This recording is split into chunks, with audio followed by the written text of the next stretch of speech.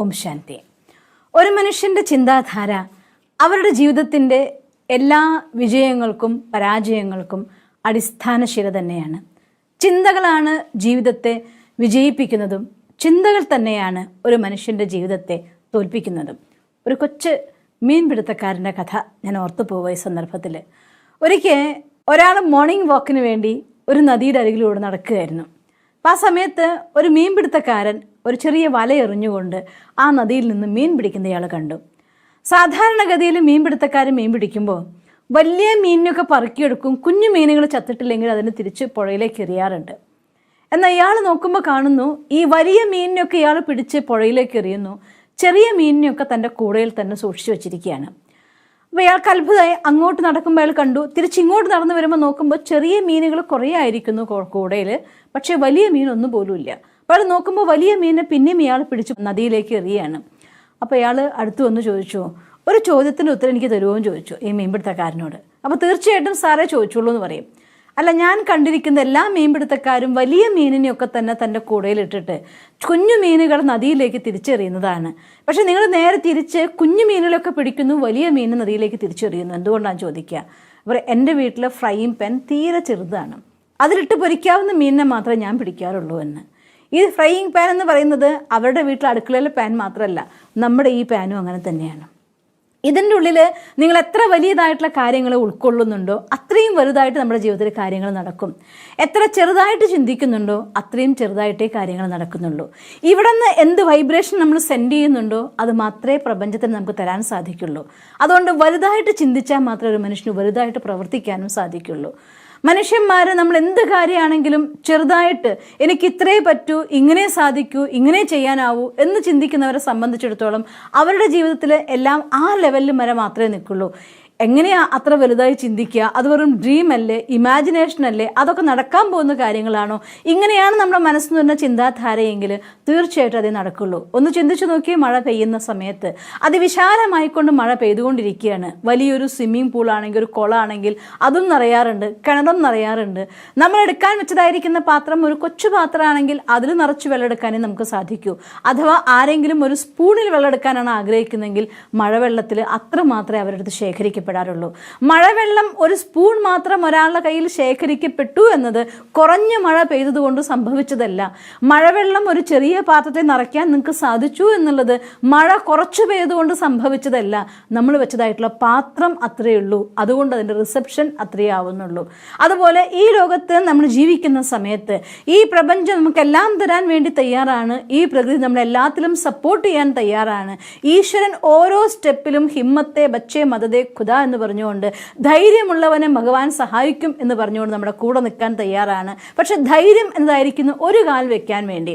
നമ്മുടെ പാത്രത്തിൻ്റെ വലുപ്പം എത്ര വേണോ അത് നിശ്ചയിക്കാനുള്ളതായിരിക്കുന്ന ധൈര്യം അത് നമ്മൾ കാണിക്കുമെങ്കിൽ തീർച്ചയായിട്ടും ജീവിതത്തിൽ വലിയ നേട്ടങ്ങൾ നമുക്ക് നേടിയെടുക്കാൻ സാധിക്കും. പക്ഷേ അവിടെ നമ്മുടെ കംഫർട്ട് സോൺ വിട്ട് നമുക്ക് പുറത്തിറങ്ങേണ്ടി വരും.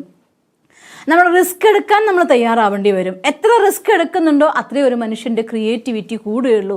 ക്രിയേറ്റിവിറ്റി കൂടുന്നതിനനുസരിച്ച് പുതിയതായിട്ടുള്ള ചിന്തകളും ആശയങ്ങളും നമ്മുടെ ഉപബോധ മനസ്സിൽ നിന്ന് ഉരുത്തിരിഞ്ഞ് വരാൻ തുടങ്ങുകയുള്ളൂ.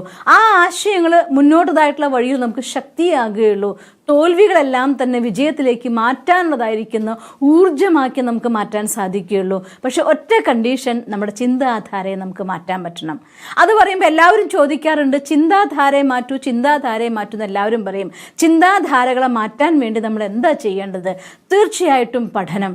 നമ്മൾ എല്ലാ ദിവസവും നല്ല ജീവിതത്തിൽ വിജയം വരിച്ചതായിരിക്കുന്ന നല്ല ആളുകളുടെ, മഹാത്മാക്കളുടെ ജീവചരിത്രങ്ങൾ വായിക്കുമ്പോൾ, പഠിക്കുമ്പോൾ വായന ഒരു മനുഷ്യൻ്റെ ചിന്താധാരയെ തന്നെത്താൻ വളർത്തും. അവർക്ക് ആ ഒരു മെച്യൂരിറ്റി ലൈഫിൽ വരാൻ തുടങ്ങും. നിങ്ങൾക്ക് മുന്നോട്ട് പോകാനതായിട്ടുള്ള ശക്തി തന്നെത്താനായിട്ട് വരാൻ തുടങ്ങും.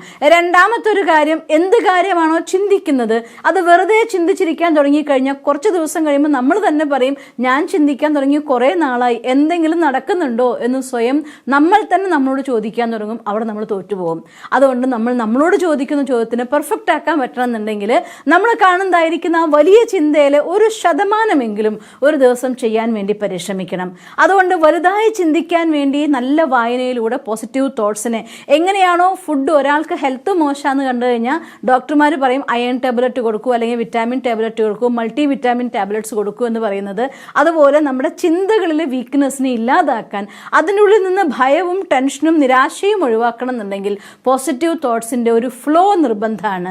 ദിവസവും കുറച്ച് സമയം നല്ല കാര്യങ്ങൾ പഠിക്കാൻ വേണ്ടി, അതിനെക്കുറിച്ച് മനനം ചെയ്യാൻ വേണ്ടി, മെഡിറ്റേറ്റ് ചെയ്തുകൊണ്ട് ആ ഊർജം നമ്മുടെ പാത്രത്തെ വലുതാക്കാൻ, നമ്മുടെ ബുദ്ധിയിൽ ശക്തി നിറയ്ക്കാൻ വേണ്ടി.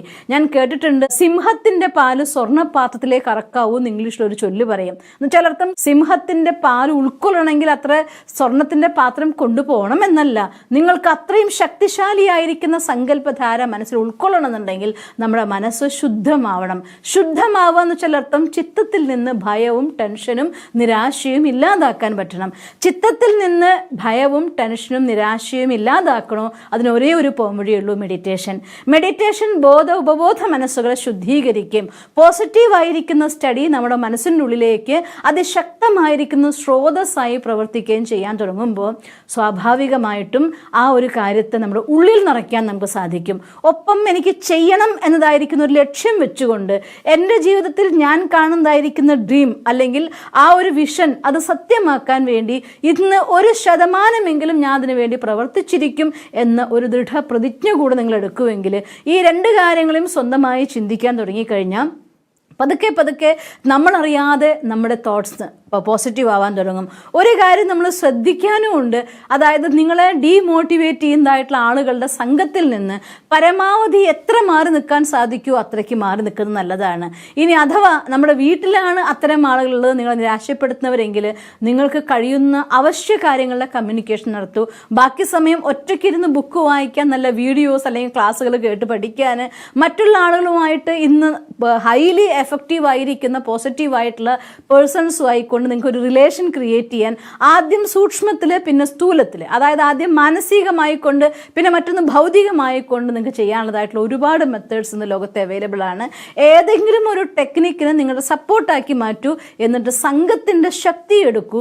ഈ 2 കാര്യങ്ങളും, ഒന്ന് മെഡിറ്റേറ്റ് ചെയ്യണം, പോസിറ്റീവ് തോട്ട്സ് പഠിക്കണം, മറ്റൊന്ന് സംഘത്തിൻ്റെ സപ്പോർട്ട് അഥവാ ഇൻസ്പിറേഷൻ നമുക്ക് ഉൾക്കൊള്ളാൻ പറ്റണം.